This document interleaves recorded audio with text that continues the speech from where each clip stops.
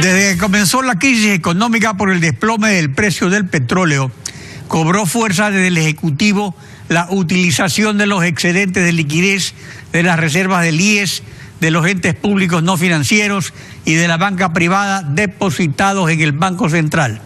Cuando estos fondos se agotaron, el gobierno pretendió introducir el dinero electrónico a través del mismo Banco Central. Esta iniciativa fracasó porque la ciudadanía desconfía del Banco Central, que es una dependencia de Carondelet. El proyecto urgente económico pretende ahora introducir el dinero electrónico a través del sistema financiero privado. La pregunta clave es si se asegura en la ley que la banca privada no será utilizada como caballo de Troya por un gobierno que no supera sus problemas de liquidez para pagar a proveedores y servidores. Está con nosotros Julio Prado, presidente ejecutivo de Asobanca. Buenos días, bienvenido a Contacto Directo. Buenos días, Alfredo, gracias por la invitación. No existe en el proyecto de ley ninguna disposición que excluya a proveedores y servidores de la obligación de recibir pagos del gobierno en el futuro con dinero electrónico. ¿Cómo entonces se asegura en la ley que la banca privada no sea utilizada como caballo de Troya de la iliquidez del gobierno? Alfredo, buenos días. Permítame comenzar diciendo que este es un proyecto de ley que es inadecuado para el país, que no va a reactivar la producción, que no va a reactivar la economía, que introduce conceptos económicos peligrosos para el sistema monetario, para el sistema económico, para el sistema bancario, que no hace un buen diagnóstico de la situación económica del país y que por lo tanto no va a resolver los problemas del país. Y permítame, antes de responder su pregunta, enseñarle al público lo que hemos decidido entonces sacar el día de hoy desde la Asociación de Bancos. Es una carta abierta al señor presidente de la República, a la Asamblea Nacional y al país, en el cual la Asociación de Bancos del Ecuador detalla los puntos que consideramos más peligrosos e inadecuados de este proyecto de ley. Temas relacionados con la liquidez, como usted acaba de comentar, temas relacionados con retiros de efectivos, la información crediticia, las inversiones en el Ecuador y temas obviamente relacionados con más cargas tributarias para el sistema real de la economía, el sector real de la economía. Todo esto estará disponible el día de hoy en los principales medios del país para que se pueda revisar, y ahí está nuestra posición contenida con respecto a estos temas. Con respecto al tema del dinero electrónico, hemos dialogado con el señor presidente en todos los diálogos nacionales, en las mesas de trabajo que ha habido, y ha habido un compromiso y una sensibilidad del señor presidente con respecto a este tema, porque era un clamor de los sectores productivos, de las bancas, de los inversionistas y de los propios clientes de la banca, de que no sigamos adelante con el proyecto de dinero electrónico en el Banco Central, que estaba generando desconfianza, incertidumbre y demás. En este proyecto de ley efectivamente se recoge este sentimiento y se elimina el artículo 101 del Código Orgánico Monetario y Financiero, con lo cual ya podemos decir que el Banco Central no tiene la facultad de emitir más dinero electrónico. Ponemos fin entonces a ese proyecto. Sin embargo, Alfredo, es muy importante decir que este proyecto, este elemento positivo que se está introduciendo en el proyecto de ley, de ninguna forma compensa todos los elementos negativos que estamos encontrando en este proyecto, y hace falta profundizarlo y reformarlo en forma importante. El Ecuador tiene una alta tasa de tenencia de dinero efectivo en manos de la ciudadanía. La preferencia es del 30%, cuando en Colombia y Perú es la mitad, según el proyecto urgente. La razón principal realmente sería el costo de las transacciones electrónicas. En el Ecuador cuesta hasta mirar el saldo en la cuenta. Y aquí hay una relación tripartita entre banco, establecimiento comercial y usuario. La ley no dice nada al respecto. ¿Cómo se va a dividir el costo de las transacciones electrónicas para fomentar su masificación? Mire, hay que ir pasando hacia temas que tengan que ver con la inclusión financiera, la bancarización y demás. El proyecto de ley no contempla nada que tenga que ver justamente con los precios que se va a hacer cuando esto sea un servicio bancario, o las tasas que se cobrará y demás. Es un tema que lo va a regular la Junta de Regulación Monetaria, el Banco Central y la Superintendencia de Bancos. Lo que tiene que tener claridad total la ciudadanía es que hoy por hoy el Ecuador ya utiliza una gran cantidad de transacciones electrónicas, de temas relacionados con tarjetas de débito. En el Ecuador se utilizan alrededor de 1.200 a 1.400 millones en tarjetas de débito. Están los cajeros automáticos, están las transferencias electrónicas y el cash management.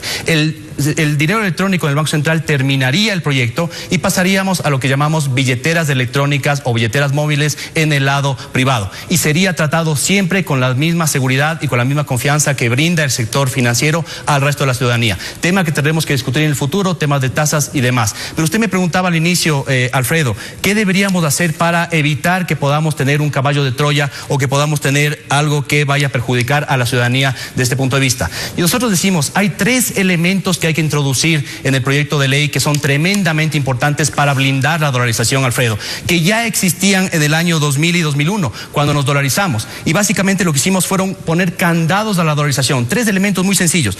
Al Banco Central se le dijo 3 cosas. Usted no puede emitir dinero, porque al estar dolarizados no existe una moneda paralela, no puede emitir dinero. Con el artículo 101 eliminado del código, finalmente podemos decir que al menos esa parte se queda adecuada.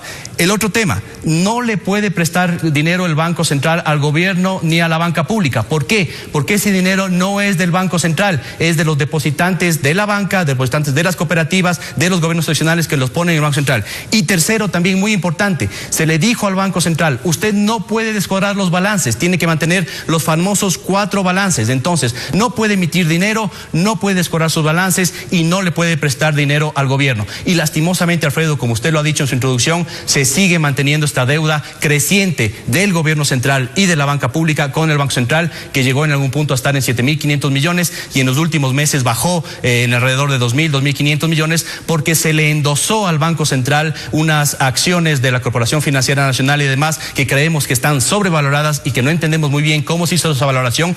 Y en el proyecto de ley también se incorpora un tema en el cual este asunto que no era legal ahora se estaría legalizando y se podría proceder a muchas otras más compras de carteras y de acciones por parte del Banco Central, lo cual lo que haría en la práctica es que se iría reduciendo la liquidez que tiene el Banco Central para responder a sus depositantes, que es básicamente el sistema financiero privado, y a los depositantes de la banca en detrimento de la liquidez bancaria. Ese es el primer tema que hay que conversar. Y esos pagos de esa deuda, de esos dineros que tomó el Banco Central de las reservas de libre disponibilidad, ¿deben estar en el presupuesto o solamente lo maneja eso el Banco Central a discreción?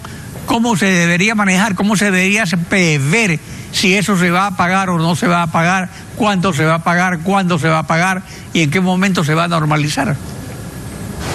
Totalmente, este es uno de los temas que más genera distorsiones y desconfianza en la economía, porque esta era una deuda de corto plazo que tenía el gobierno central con el Banco Central y en el último año se lo pasó una deuda de largo plazo. Este dinero tiene que ser devuelto al Banco Central porque existe un hueco ahí y básicamente aquí hay un elemento adicional, y si me permite voy a transicionar hacia otro tema que la ley nos preocupa, que es el rol del Banco Central en la economía. Alfredo, el Banco Central es nuestro banco de bancos, nuestro banco de reserva, no puede comportarse como un banco comercial, como un banco privado. Y aquí hay un elemento que se está introduciendo en la ley que nos preocupa muchísimo y quisiera pasar a presentarle cuál es el tema que realmente nos preocupa más en términos del manejo de la liquidez y que ahonda esto que estamos conversando, que es el tema de cómo maneja la liquidez del Banco Central. Fíjense ustedes, el tratamiento de la liquidez bancaria en el artículo 95 de esta reforma de ley. Anteriormente, ¿quién tenía la obligación de proveer la liquidez en el Ecuador? Era el Banco Central del Ecuador, decía, estará obligado a satisfacer oportunamente la demanda de liquidez de la República del Ecuador. Fíjense ustedes, la parte roja que se introduce en este nuevo proyecto de ley, ¿qué es lo que dice? Ya no solo sería el Banco Central del Ecuador el encargado de la liquidez, sino todas las entidades del sistema financiero privado que estarán obligadas a satisfacer oportunamente la liquidez. Esto es un error garrafal de concepciones económicas, de concesiones monetarias. No se le puede poner en la misma bolsa a la banca privada y al Banco Central. La banca privada tiene que responder a sus depositantes con el dinero que tiene a sus depositantes en cada uno de los bancos. Pero el Banco Central es el que tiene el rol de cuidar la liquidez. Un impuesto para los retiros en efectivo se lo disfraza estableciendo como beneficiaria a las enfermedades catastróficas, y la Comisión propone excepciones ahora para actividades agrícolas, de construcción. Pero el problema en el fondo es el principio, y esto es una modalidad de congelamiento, aunque sea la cantidad ínfima, lo que sea, pero que en el futuro podría ser ampliada, pues queda como un antecedente en la ley. Además, el rendimiento de este impuesto no sería importante y crea desconfianza. Esta disposición debe eliminarse porque limita el derecho de toda persona a disponer libremente de su dinero. debe eliminarse. Estamos de acuerdo en que tenemos que ir caminando en el Ecuador hacia mecanismos en los cuales se utilice cada vez menos de efectivo, que la ciudadanía vaya utilizando menos de efectivo, que las empresas utilicen efectivo, pero hay que hacerlo en forma de incentivos, en forma adecuada, en forma paulatina. Este impuesto del 0,5 al 2% a los retiros lo que hace es desincentivar la actividad económica y hacer que haya más informalidad e incluso llegar a desbancarizar. Fíjese usted que se ha dicho que va a subir de $4.000, que era la propuesta inicial, a $5.000, e incluso estaban debatiendo subirle el techo incluso más alto. El problema no es el monto, el problema no es el techo, el problema es que esto genera un desincentivo y la información que manda la ciudadanía de que la de plata, cuando usted quiere retirarla, le van a cobrar un impuesto que además no lo mantiene la banca. Obviamente esto se recircula al SRI y al presupuesto del Estado. Pero adicionalmente, Alfredo, en los últimos días se ha dicho que ahora este impuesto podrá ser cobrado para ciertos sectores y para otros no. Yo pregunto, explíquennos cómo se va a cobrar para aquellas personas o cómo no se va a cobrar para aquellas personas que están en el sector de la agricultura, en el sector de la construcción y demás. Le vamos a tener que comenzar a pedir el RUC, le vamos a tener que comenzar a pedir su currículum vitae para ver dónde trabajan y demás, o lo que se ha dicho también es que después se va a devolver a través de algún mecanismo en el SRI. Bueno, si es que esto es el caso, ya se está aplicando lo malo que es el desincentivo en el día del retiro del dinero, y después habrá que ver si es que el Estado devuelve o no, y habrá que preguntarse si es que el Estado está en la capacidad de devolver este dinero más adelante, con lo cual es totalmente inadecuado este desincentivo y creemos que tiene que ser retirado del proyecto de ley, Alfredo. Tiene que ser retirado el proyecto, es decir, que habría la posibilidad de que en el veto del presidente se pueda enmendar el proyecto. Esperamos, Alfredo, que se pueda revisar todos los elementos negativos. Un elemento también que nos preocupa muchísimo, y con esto termino, es la introducción de que el buró de crédito y la información crediticia pasaría a la superintendencia de bancos. En este caso estaríamos limitando el acceso a la información de los clientes, lo cual obviamente va en detrimento de poder seguir cumpliendo el rol de la banca, que es entregar crédito a las personas de todos los niveles sociales. Este es un problema y creemos que en general el proyecto entonces no reactiva la economía, introduce nuevos elementos que son preocupantes para la liquidez bancaria y para la estabilidad del país. Hay que revisarlo completamente. Julio Prado, presidente ejecutivo de Astrobanca, gracias por acompañarnos en Contacto Directo. Gracias, Alfredo. Buen día.